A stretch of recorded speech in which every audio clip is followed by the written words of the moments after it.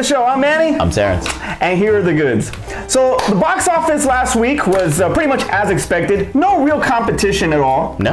And Guardians of the Galaxy prevailed, grossing $63 million in its sophomore run. Mm-hmm. Now that is a 57% drop from the previous week. But like you said, expected. I mean, it's to be expected. Normally it's about a 50-something% drop from week to week on new releases. A 63 opening weekend is great for most pictures. And for this one to just have it in the second week and know that it really doesn't have any competition going into its third week and into its fourth week, because the reviews on Covenant's not really that good. And the reviews on, we don't know what's going to happen with Baywatch, is if that's going to be a big thing. So it really doesn't have much competition, so it can continue to stack money week after week after week. So even if it keeps hitting, taking a 50% loss every week, it's still going to be number one through the end of the month. So far it's close to $250 million in only 10 days of release domestically. $631 million worldwide. $1 billion franchise coming up. But it's already outperformed the entire theatrical run of Doctor Strange and Thor 2. Wow. Okay. Well, because I don't have a good reason for that, because people are on board with all the Marvel movies. So for example, well, I mean, it had a fan base. It has its Guardian fan base. Because there's some like hardcore Guardians of the Galaxy fans over Doctor Strange, because Doctor Strange was another property. Like there's not real Doctor Strange fans. Yeah. So I can understand why that would have outperformed that. But I mean, it's a sequel and it's got its quasi fan base now. So I get it. For Mother's Day weekend, Snatched came out with Amy Schumer and Goldie Hawn. That one only grossed $17 million. It looked like it was crap. Good for second place, but it was 30 million. I'm sorry, it was short the 30 million that Trainwreck gross. Trainwreck was a better idea than this movie. This was a bad idea. This is like, do you remember that movie Outrageous Fortune with Shelley Long and Bette Midler, when they're like on the run and they're trying to find the dude that screwed them over, literally? No, because it probably wasn't a good movie. No, it was hilarious. It was a great movie, but it reminded me a lot of that. It's just not the same. I think Goldie Hawn is already a little older. I don't think that she can play that kind of maybe is it a straight man and she's a knockoff, or I don't know. It just, the chemistry. I feel bad for women's comedy films, like little buddy women's comedy films, because if you look at the one with Sophia Viagra and what's her name, Reese Witherspoon, that one blew. And if we look at the one with the Heat with Melissa McCarthy and Sandra Bullock, that was a big hit. I mean, it's a little. Bridesmaids too. That was a big hit. So, but now we got a couple misses going through with women's comedies. So when we get to Weekend at Bernie's Bachelorette style, I want to see how that one does. Rough Night, for those of you who are wondering what the hell you're talking about. It's Rough Night with Scarlett Johansson. And the movie that I was trying to compare it to was called Very Bad Things with Jon Favreau and Christian Slater. That's what that movie reminds me of. Yeah. Very Bad Things. That's what that reminds me of. Number 3, dude, you saw this movie real quick. King Arthur, $14 million in its debut week, is considered right now to be the first bomb of 2017. Looks to lose $150 million. That movie had a lot of money invested in it, from having Guy Ritchie signed on as a director, and then also to all the special effects that they ran in this film. You knew that this was an expensive film. Just watching it was not a good, and it was like Guy Ritchie this film up. He did his Snatch. It's like how we talked about with Quentin Tarantino, and it was like the movie would be all dialogue. But do you want Quentin Tarantino movie dialogue in a period piece outside of westerns? Because at least he knows how to do a good western in that particular dialogue. But if if you take like his Reservoir Dogs, the monologues in those, and say if you put it in the Victorian period, it would seem stupid, right? And that's how Guy Ritchie took from his one of his big breakthrough movies was the original movie called Snatch. that dialogue that he had in that movie, he translated it over to this film, and it just it took you out of the film, because you instantly knew that you were watching a Guy Ritchie film, and it was like they weren't speaking like medieval people, they were just speaking like regular people who were in England, and in a weird kind of stylish kind of play on words things. It really took you out. Also too, they changed every time they do these King Arthur movies, we always want them to do as well as Excalibur. And Excalibur was like 40 years old. It's a classic. Yeah, and it's like nobody can do it right because everybody wants to do their own thing. And because they try to change it so much, you have to reinvent the story, and then you have to explain the reinvention that you did to this story to make us make sense of why this is going on, and then you just kind of get lost. And the simple fact that this film was set up as a trilogy. Which will not happen. This will not happen because this is Legend of the Sword. I didn't even know it had a subtitle until I sat down and watched the movie. I was like, Legend of the Sword, wait, is there more of these coming? And when you got to the end, you realize they expect to do more of these films. Yeah. And didn't Charlie Hunnam do Pacific Rim? Mm-hmm. He did, right? And Sons of Anarchy. Sons of Anarchy. Yeah. Okay. He got lucky that he didn't even show up he's not even going to be in the second one because that's going to be John Boyega. But a lot of people said that they weren't going to make Pacific Rim 2 because of him. I don't think he did a bad job in that one, and he has a big fan following of Sons of Anarchy. I don't think he did a bad job. I just think Guy Ritchie screwed this film up. I think he really screwed this film up from the story to the dialogue. He screwed this film up. I don't think anybody had a bad acting performance in it. It's just that everything was just out of place when they set it up, and the story was just, they did too many different things because they wanted to stretch things out and make it different from Excalibur. And didn't we learn from who did the other King Arthur film? I have no idea. Sword of Stone, Disney? Yeah. No, the Sword of Stone, yeah. No. The one that came out, it was another big director that did it, and his bomb too, because he didn't want to go fantastic with it. He wanted to keep it grounded in real life, and just people can't just do Excalibur.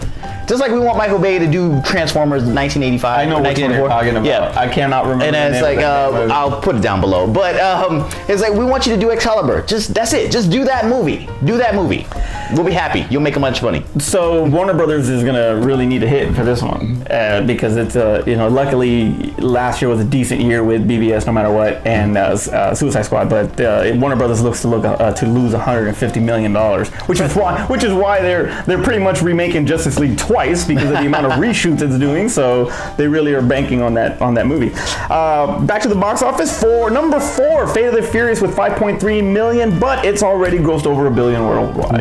That's a lot on that one. Boss Baby is still in the dang top 5. Boss Baby 2 is coming out next year in 2 years. 4.6 has grossed 162 million domestically. So yeah. Like you said, Alien Covenant will be opening up this week, and the reviews, and we talked about it briefly last week. It's pretty much the same thing. It's Prometheus but with aliens. Hey, look, I just made a whole plea about freaking King Arthur films about giving me the same thing. I'm fine with getting the same Alien movie. We got the same Star Wars movie. I don't know. I want the same Alien movie. I want the same Excalibur movie. Give it to me. Another one will be that's opening up will be the 4th, maybe 5th. I don't know. Diary of a Wimpy Kid. I have no idea why this series. The Long Haul. There's a lot of books on this thing. Yeah, me and Ashley were talking about it Harry Potter-ish. And but it doesn't make the money that because they don't cast warrant. But I don't know. At least the Silverstone's in it. So that's the biggest name they got. That's the biggest name in there. So is she clueless? And it's like there's no special effects in. I guess she is clueless because she actually signed on to this movie. Hey, they're on the 4th film. It can't be that clueless. So we'll see. So Guardians repeats as number 1. Right. Volume 3 is already going to happen. James Gunn is going to be coming back. I don't agree with that anymore. But from the news that I read is that Volume 3 will be the last time that you see these particular Guardians as a unit. So pretty much moving forward to the next few phases after Volume 3, these will not be the same Guardians. Right. I mean, we've always kind of made jokes is that the Guardians of the Galaxy was the Space Avengers. What characters would you be okay with losing? Besides Nebula. I would be okay with losing, and I'm not like picking on women. I'd be okay with losing Gamora because I don't think she's that integral to the team anymore. There's much love that people get for Drax. You kind of you have to hang on to Drax. You have to hang on to Rocket and Groot. You gotta hang on to Star-Lord. So Nebula, boom. Mantis, I know you just got there, but boom. You know what? Gamora, boom. I just kicked all the women out of Guardians of the Galaxy. Yes, I am such a freaking You pig. I think, honestly, I have a feeling that they're going to lose Groot and Rocket to do spin-offs. Yeah. That's what I'm thinking, that they're going to do those two characters and spin them off and introduce whoever. Now, the new characters that'll be coming out, some people say that it's the original Guardians. Okay. Starhawk, Aletta, Martinez, Charlie 27, and so forth. So that's who will probably take the place of these Guardians in Volume 3. Do you see that happening? Or after Volume 3? I was expecting them to do more cameos. I wasn't expecting them to have real big roles in anything that they do in this particular franchise going forward. Because, I mean, do you really want Miley Cyrus throughout a whole movie? Well, she's a wrecking ball. God. I think Stallone takes you out of a movie. I mean, because you just remember it's Stallone. So it could be Judge Dredd? Yeah, he'd be.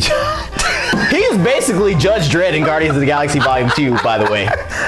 He's Judge Dredd. So I think that if they would have to do like the little alien character who did the little things with his hands, because I'm not a Guardians of the Galaxy fan, so I don't really know his name. But maybe his character, maybe the Miley Cyrus character, I could see that. Maybe introduce Michelle Yeoh and her character into something like that. Since they have to make up for all the women I just kicked out of this film. So we'll bring in those women and take out the ones that aren't doing nothing right now. We bring in the women from the old ones and we put those in and they make up this new team. But like you said, Rocket and Groot's probably gonna leave. They have a spinoff to do, and they got to make Marvel some money. So yeah, with the toys especially. Well, either way, it's going to be pretty interesting on what happens with these characters. I know I read somewhere where Star-Lord wants to stay on Earth to help the Avengers, but he has no powers anymore. So he's our space Batman. But he's not rich. He's space Batman. All right. In casting news, Zac Efron tapped to play Ted Bundy. Really? Yeah. You know what? This could be a career-defining role for him. I was thinking the exact same thing because the role of Ted Bundy is very complex. I mean, the guy was, he was pretty freaking intense and very normal looking and very charming. As a matter of fact, people talked about how charming he was and how attractive he was and stuff like that. So if you're going to be a sociopath, you might as well look like Zac Efron. who the Rock was actually jealous of. Because he said that he's the Rock, and women still love Zac. But the girls were all on Zac. And he was like, yeah, it kind of pissed me off a little bit. Either way, Rock, you're married. After movies, because I think that Zac Efron broke away from the High School Musical, character and all that kind of the perception of who he was and all that. Yeah, I mean, who remembers that curly head dude that was in High School Musical? Where's he at now? By doing doing like the raunch, like Neighbors. Yeah. Doing something that's like basically like Miley Cyrus did. It's like he went totally out. Like her whole thing was her Disney persona, and she wanted to be completely opposite from that. He was a Disney persona, and he went completely raunchy. But the difference though is that Miley did it like her personally. He's doing it through characters. And displaying. You're not doing it behind maybe, but tucking it back and doing the friggin' Silence of the Lambs. You might be. Anyway, so, but Neighbors 2, Dirty Grandpa with Robert De Niro, these were raunchy R-rated movies. So I think that's, and now Baywatch actually. Well, Selena Gomez did the same thing. So Spring Breakers, that's right. So, but now you're getting into a bio, you're getting into reality. The movie is called Extremely Wicked, and Bundy, for those of you who don't know, Bundy is actually accused of, he confessed to the killing of 30 women in the 70s. And he died, I believe, in 89 or like mid to late 80s. He was executed. But regardless, that's a pretty interesting role. Just like the kid that played Dahmer, which I think frickin' Renner could play Dahmer now. But that's an intense role for him to take. How do you think he should approach this role? I method act it. I mean, don't kill people. I know. I want this part. But no, like I would want him to read up as much as he possibly can, to stay in character as long as he can when he's doing scenes, so that way Toledo it? I mean, don't be dropping off rats and use condoms and stuff to people, but don't be doing that stuff. But I want him to stay in character at all times, so that way we disappear from Zac Efron. He becomes this character on screen, at least, to where, like, if we see it and we no longer see Zac Efron, kind of like how we Christian Bale in American or Machinist and American Psycho. Yeah, and it's like you believe it wasn't Christian Bale anymore. It was that particular character. I want Zac Efron because right now he's done Raunchy, which gotten him away from Disney, but he's basically just a screw up, party guy that's all muscly defined. That's his character in all his movies. Yeah, basically. He did that Mike and Dave Need Wedding. Yeah, Mike did that one too. Yeah, so he's typecast right now. I want him to do this so that way he can get out of that and he can get different roles so that way he's not always that one character. And what's funny in the Mike and Dave Need Wedding Dates, the girlfriend in there, she's typecast as that same character. In every movie that she's been in, I watched like another movie, it was like she was in Dirty Grandpa, she was in Mike and David. I was like, dude, did you just look for the same character all the time? Are you Dane cooking this? Or the Patriot, or just the Patriot. Hey, but Dane Cook in Waiting, man, he was freaking awesome. I know, yeah. I love him in that movie. I liked him better when he was called Ryan Reynolds. I liked him better when he was called Ryan Reynolds. Oh man, in other casting news, now you have given Tyrese such a freaking hard time about how he has changed Roman Pierce from the way he was in Too Fast, Too Furious all the way to... I like Too Fast, Too Furious Roman. I don't like now Roman. Because, you look at Too Fast, Too Furious and he's a badass driver. He's a freaking confident guy. He's still cocky, but he's not. He's a scared black guy. And now he's Roman Hart. He's Roman Hart. I like the hashtag Roman Hart. Anyway, well, Tyrese has been tapped to play Jonathan Stewart, Green Lantern. For real? Yes. Okay, because he's been asking for it for like since last year sometime. And people were like, some people wanted it, some people didn't want it. They were talking about Idris Elba. I thought Idris Elba was too old, even though Jon Stewart's character is supposed to be older. But if you're gonna do Hal Jordan, they're roughly about the same age. So I wanted a young-ish, and plus you want to do other movies. And I think Idris Elba was tired of doing Common was another person that was tied to that. Common was okay, but Common comes off. I'm tired of Common. But Tyrese, see, Common and Idris Elba, I don't believe they're from Detroit. Tyrese, I believe you're from Detroit, sir. And my Jon Stewart is from Detroit. Well, I think it's a pretty good casting if they do. I'm okay with that. I'm okay with it because Jon Stewart was one of those things like he was against the establishment when he was first became a Lantern, and he's got that same. Yeah, he had that whole '70s militant thing, and that's Tyrese. Tyrese can pull that off. But he's got. He can't be Roman Hart. He needs to be freaking Too Fast. He needs to be. What's his character in Transformers? Epps.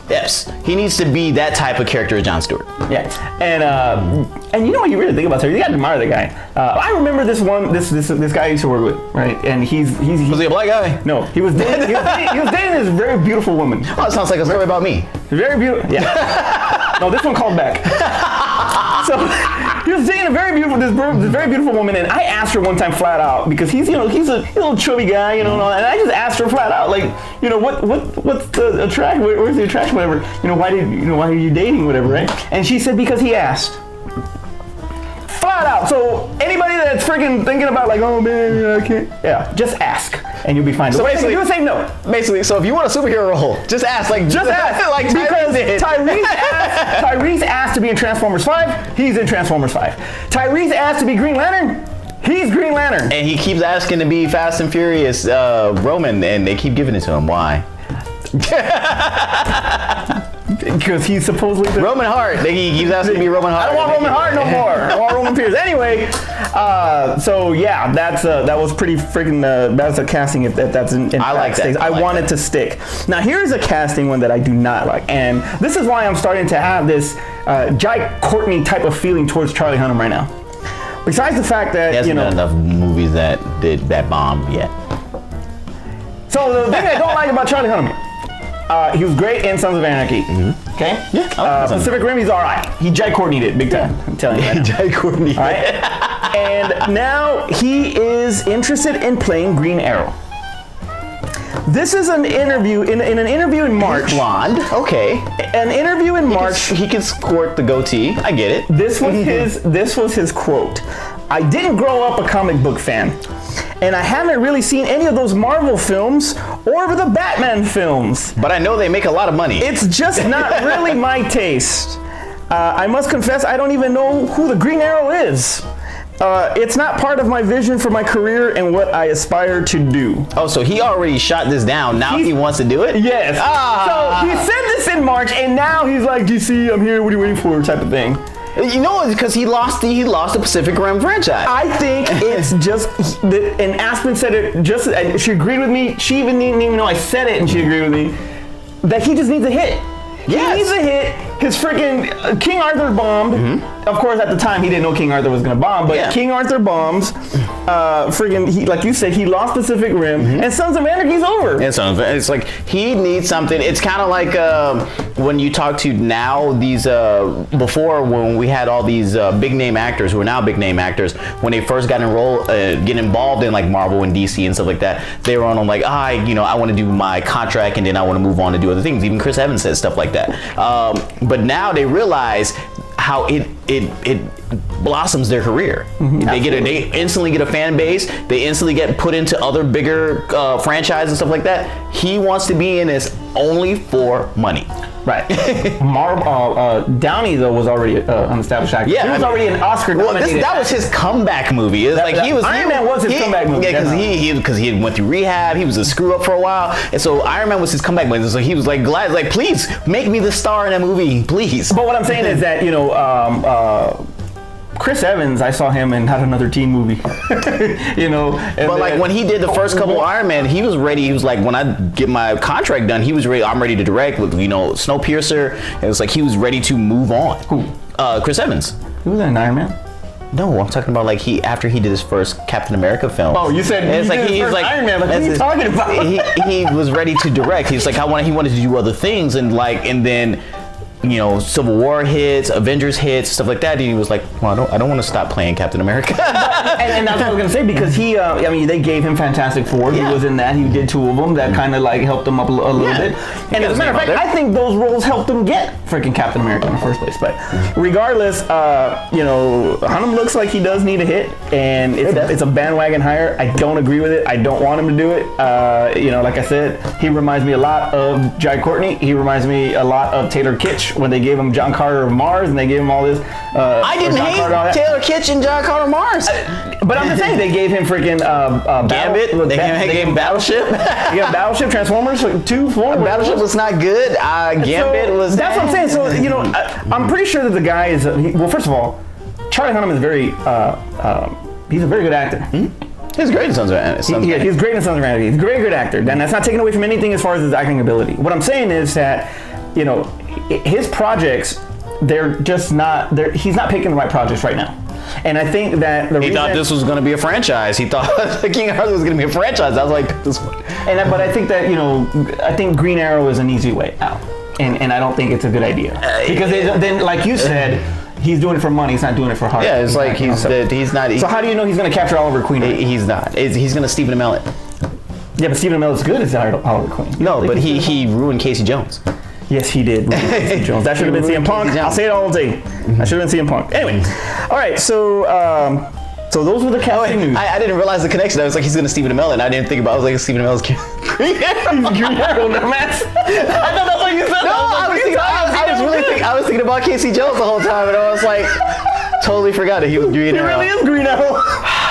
That's who I think should be Green Arrow.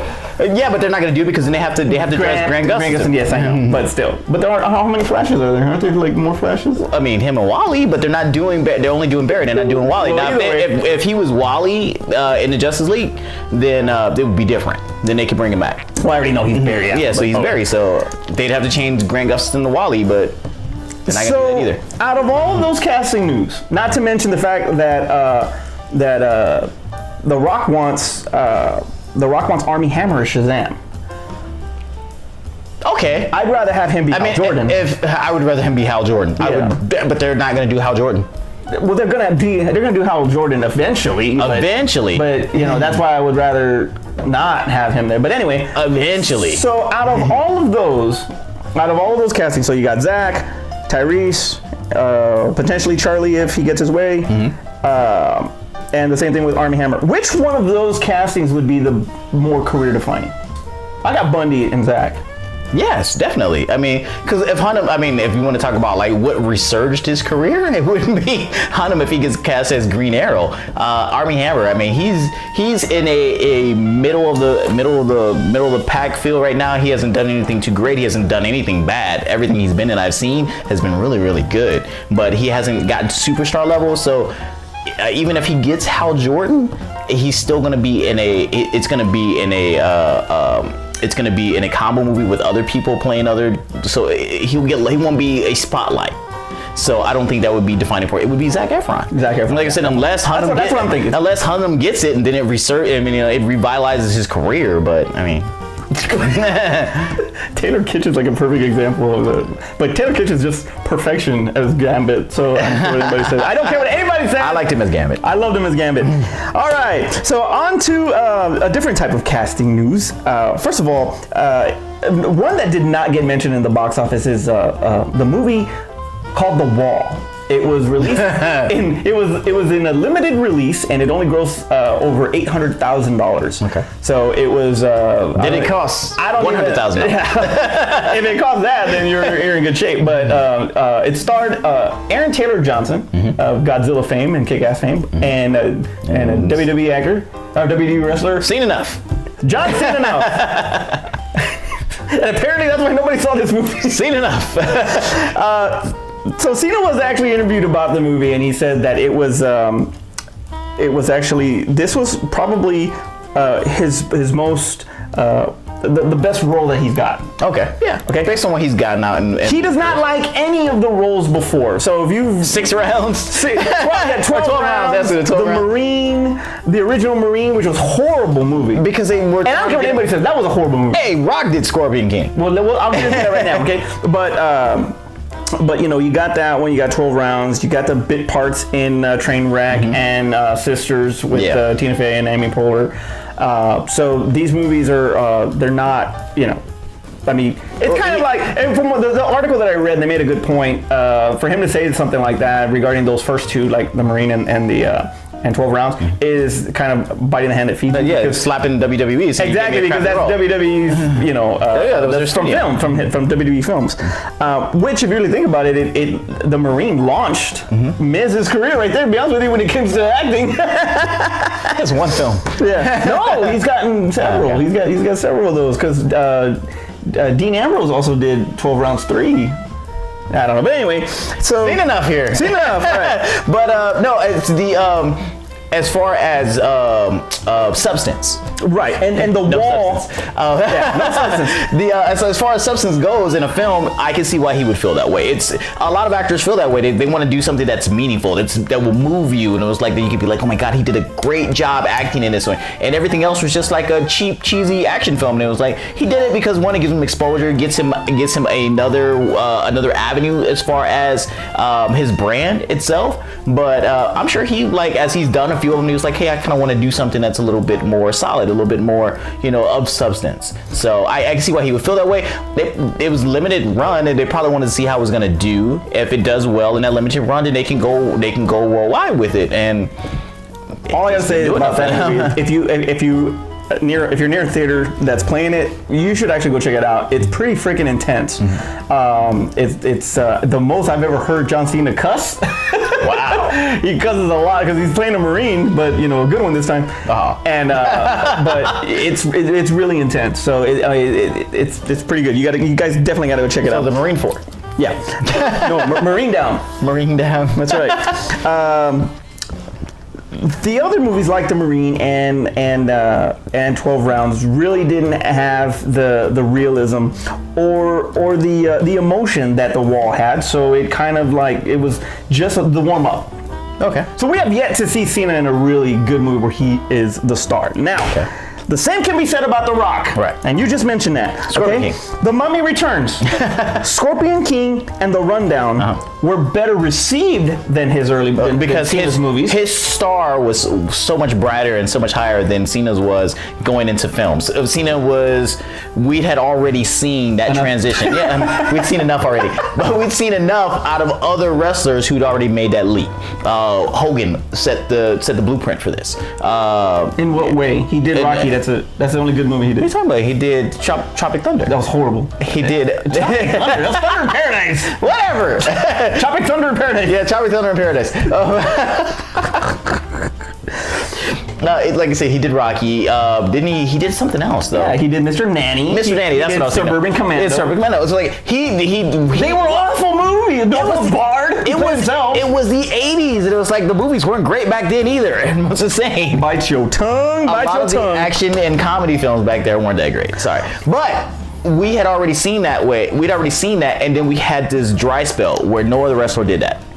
Then we get a resurgence for a new generation with The Rock. Well, Cena's and The Rock's same generation, so we'd already seen that. So we already seen enough. So we already seen enough to where like he's now like, okay, I'm jumping out here to do this. I don't get the overwhelming response that Rock got because it was somebody for this generation making that transition. Okay, and this is what I was gonna say. The movies were well received, those three that I mentioned, and then you go into Be Cool, which was, he played a gay character, so that was I don't think he did a good job in that movie. I think it was one of his worst performances in that film. But what I'm saying is that he went outside the box playing a gay character, and a lot of people didn't see that coming when he played that character. So it was his movies were well received, but he really wasn't that good in them. No. And I love The Rock. He's like a big influence of mine, but he was still learning the craft, right? Tooth Fairy, God. As far as the rundown is concerned, it was a good movie, but Sean William Scott and Christopher Walken are the ones that carried that movie, and that helped him out. I don't think that it wasn't until the Gridiron Gang that Rock started really showing his range. And then when he did, Snitch, and then Snitch. But the one that I thought that he reached where I knew, we'll talk about it real quick. We talked about Chris Pratt last week about movie star, superstar, right? I think once The Rock hit Pain and Gain, that's when he was a superstar. So what would be John Cena's Pain and Gain? Would have been Wall. Right now, no. Oh, because nobody's seen it. Exactly. Because if that movie had gotten released worldwide, at least more people would have got a chance to see it, and maybe it could have been a cold hit or something like that. I think this is his. I think The Wall is Cena's Gridiron Gang. Okay. I don't think he's gotten. I don't think he should give up. And it was like, hey, keep picking roles like this. He's got good. And another thing that Rock's plan was to come out as The Rock, be The Rock, slowly go Dwayne The Rock Johnson, which is what he did for the game plan. Get in good with Disney, get to make some family films. And then until you could finally drop The Rock and then just Dwayne Johnson. Vin Diesel, well, his name's Mark Vincent, and that's never going to change. He's always going to be Vin Diesel. But he tried that. He did that too, doing the family route, and he did the pacifier. Most of them do that. Right. Well, I know, it's a pacifier. It's not. I didn't make the damn movie. I mean, no, I'm just saying, most of them do that route because that's how you build your audience. Exactly. So Cena's got this, he's got a cartoon coming out called Ferdinand, so that'll be coming out pretty soon too, and I think that might start it up and get it going. And if it does well. If it does well, and I think that's what's going to probably help him get to his Pain and Gain until, and then keep picking roles like this? Yeah, he's not a movie star yet. He's a wrestler still. He's barely learning the craft. He's getting better. He's kind of still stiff a little bit, in my opinion. Cena is. He looked a lot more relaxed in The Wall. Okay. I'll say that. So, but in The Rock, I think, where do you think The Rock was, like, as far as when his stiffness stopped? Do you think it was Gridiron? Or do you think he was still stiff? I thought he was still stiff in, Rundown a little bit. Yeah, he was still a little stiff in Rundown. His charisma was really coming out at that particular point. Like, I think before then, everybody was just like, read the lines. Just give me an elbow. Give me an eyebrow. Yeah, just give me an eyebrow and read the lines. Don't do nothing special. At the time, a little Journey 2. It was still a family film, but that's more his charisma started to come out. You got to see his personality and his character roles. Race to Witch Mountain. Yeah, Race to Witch Mountain. I was like, that's when they start really letting the Rock do what he wanted to do. Yeah. They just kind of need to let John Cena kind of, bring his personality. I mean, he's not the most charismatic person in the ring, but he knows how to get people's attention, know how to draw a crowd in. If they let his personality come out, because he still can kind of draw on his own TV show, but if they let his personality come out, I think that will draw more people in to go see his particular films. Yeah. So outside of wrestling fans. Yeah. So that's if you guys get a chance, go see The Wall. We'll see if Cena ever gets to The Rock's level. Seen enough. All right. In WTF news for me, this is WTF for me. Online hackers have received a copy, or they have retrieved a copy of Pirates of the Caribbean 5. Why? That's what I said. Aspen agrees with me on that, actually. And they're threatening to leak it if a ransom is not paid by Disney. Nobody will even bootleg it. Now, Disney didn't outright come out and say that the movie was stolen, but they did state that there was a security breach. Okay. They're working closely with the FBI, and these hackers that have taken the movie have actually done this to Netflix. Yeah, and they took the Orange is the New Black. And you know what Netflix said?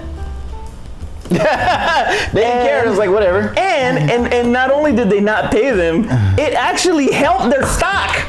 By not paying the ransom. By not paying because the things were leaked out, it actually helped Netflix stock because they actually aired or leaked out up to 10 episodes, leaving only 4. So dang it, I need to know what happened. And boom, I'm gonna go and subscribe to Netflix for the final 4 episodes, and their freaking stock went up.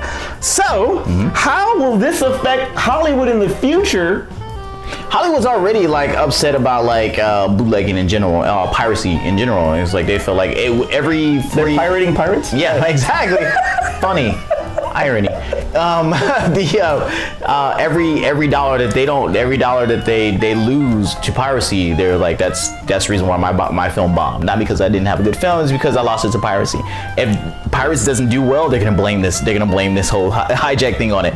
But I don't think that they shouldn't bend to this particular beat, because then they're gonna ransom you again. They told you they have this one, but they may have 3 other films that you have, and then when those films get ready for release, they'll ransom you again. You'll just be paying forever because you paid that one. Do what Netflix did, say screw it. If you're gonna leak it, you're gonna leak it. The people who want to see it are gonna go see it anyway, and the people who bootleg it weren't gonna come see the film to begin with. Now, this has happened before with Expendables 3, and then it happened. That ruined Expendables 3. Yeah, exactly. And it also happened. It also happened to X-Men Wolverine Origins, and that ruined X-Men Wolverine. In a way, maybe, because I guess what they released was without the edits and without the special effects added. Yeah, and Hugh Jackman made that comment. It was like, hey, you guys got to see a version that wasn't finished. You guys need to come see the one in the theater where all the special effects were done. But that wasn't what people had a fault with it. It wasn't like, oh man, I saw this unfinished film. But people were like, you guys went off the rail at the end of the movie. Side conversation real quick. Yeah. If Deadpool was Deadpool, would they have had a problem with Origins? Nope. That's what I thought. Okay, anyway, so nope, people would have loved that film, and Hugh Jackman, we talking about like how all his movies were awesome. So you see, so you say, don't pay it. Hollywood's been dealing with piracy for years. Yeah. Do you see the theatrical runs shortening? Of movies being, they always have been. No, if you go back to the 50s where stuff would be in the theater for like 6 months and people would go see it multiple times. Yeah, it's called Rocky Horror Picture Show. Yeah, exactly. It's still in the theaters. And it's like people would go back and see stuff over and over again because that was the form of media. And it's like now we have so many other avenues for media and things for people to do. You can have it there, and it was like because people will forget about things, and it's different from when Blockbuster was around in the day where you can put it out for rent, still kind of because you couldn't buy it at that particular point in time, and people still had to wait to buy it. It still built up the buzz, and it's like, I want to own this thing. It's basically gonna be a mutt and done. Isn't that what it is right now? Yeah, it's about a month and done. Or you're gonna start seeing more direct doing streaming from home for new release movies. We already get that now for stuff that's still in theaters. We get that now, but I think that's gonna be more prevalent then. Beauty and the Beast has been out since March 17th, and it's still in theaters, and it's still in the top 10. So, we're in May now. That's 3 months, and then you have, after the theatrical run, you got a 4-month window before it's released on video.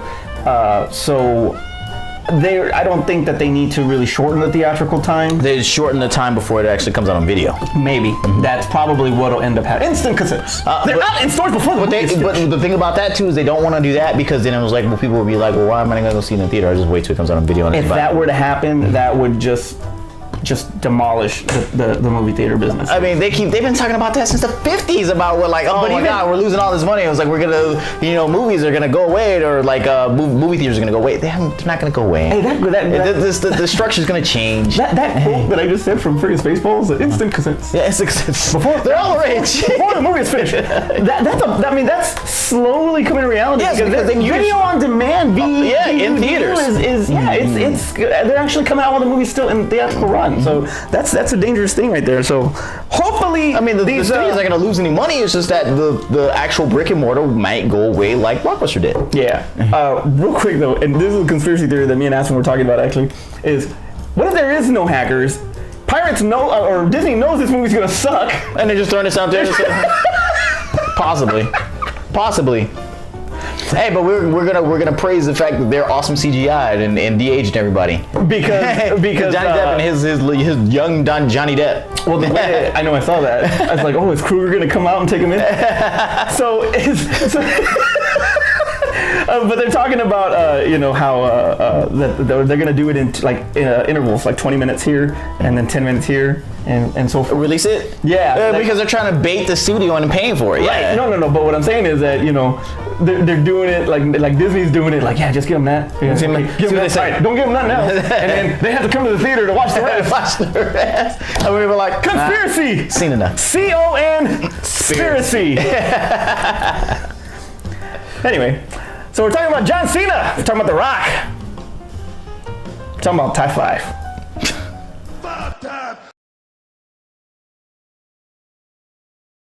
And we're back. Off Flash. No substance. So today's top 5 are the top 5 worst athlete actors. A lot of these athletes use their respective sports as a platform so they can go and venture off and transition into other things of show business, whether it's theater, film, whatever. The Rock, game show host, Bob Uecker.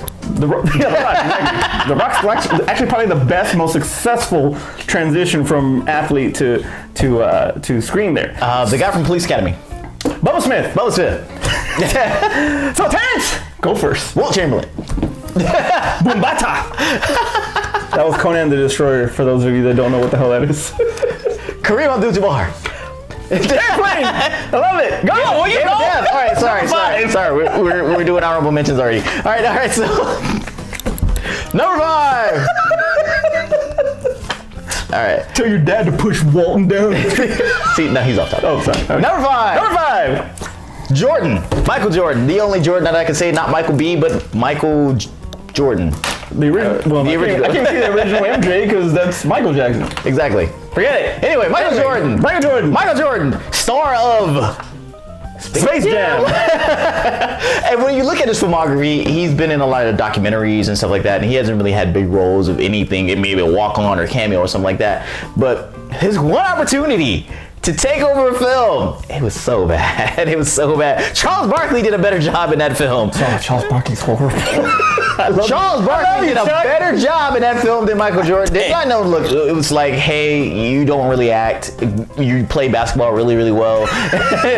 Stand in front of this camera and read these lines. Here, bounce this ball. It was so bad. It was so bad. Number 4. Ronda Rousey. Oh.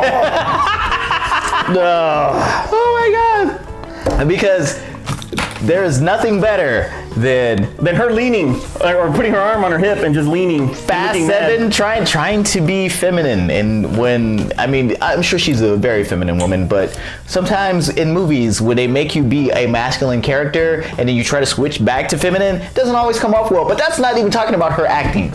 She reads the driest, the stiffest lines of anybody. I told you, Fast 7, but there was also the great film called Expendables 3. It almost got a spinoff in Expendables. I'm glad that's not happening. Even her short, you know what? And we're not seeing Roadhouse, thank God. How about her scene in Entourage? I actually kind of like that scene. Not bad. She's playing herself. She's playing herself. It's easy to play yourself. Let me play myself. Yeah. Wait. Does that sound right? Yeah. Number 3. Lou Ferrigno. Oldie but goodie. Lou Ferrigno played for what? Exactly. Lou Ferrigno. What? Lou Ferrigno? He was a weightlifter, and that's a sport. So would you say that Arnold Schwarzenegger or The Rock is the most successful athlete turned entertainer?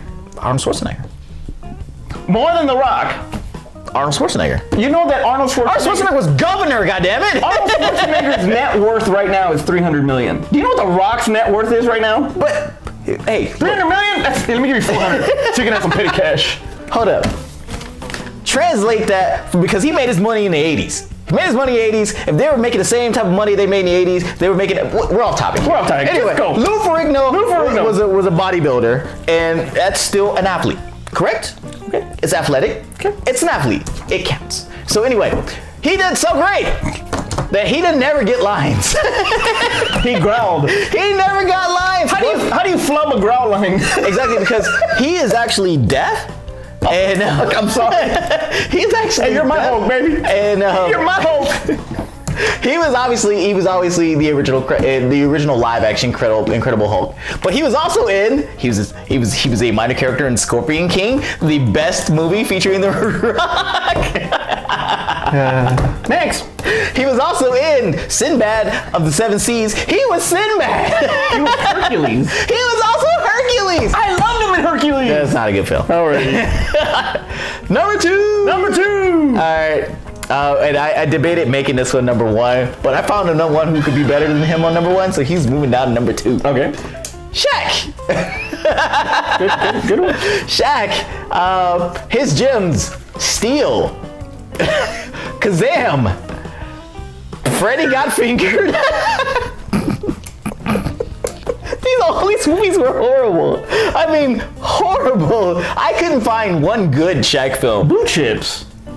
He played himself, basically. But it was a good movie. It was a good movie because of Nick Nolte. Yeah, that was the only reason that movie was good. It was him and Penny Hardaway. Come on, is Penny Hardaway a good actor now? No. What was the other crappy movie? Oh, freaking Grown Ups 2. Yeah. He hasn't been good in a film ever. Unless they gave him a basketball. Oh, that's awful. And they gave a basketball to Michael Jordan. And he sucked in his film. Damn, he's the greatest of all time.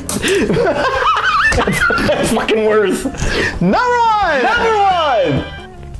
You'll love this one. Okay. Dennis Rodman. Great screen gems as Double Team. The fucking worst movie I have ever seen, and this is why I do not like Jean-Claude Van Damme. Wait, it gets better. Simon Says. I remember that freaking cover box too, with all the flame in the bag. He's all, oh my god. And there was a movie called and the sex tape with Madonna. There you go. That was his best work though.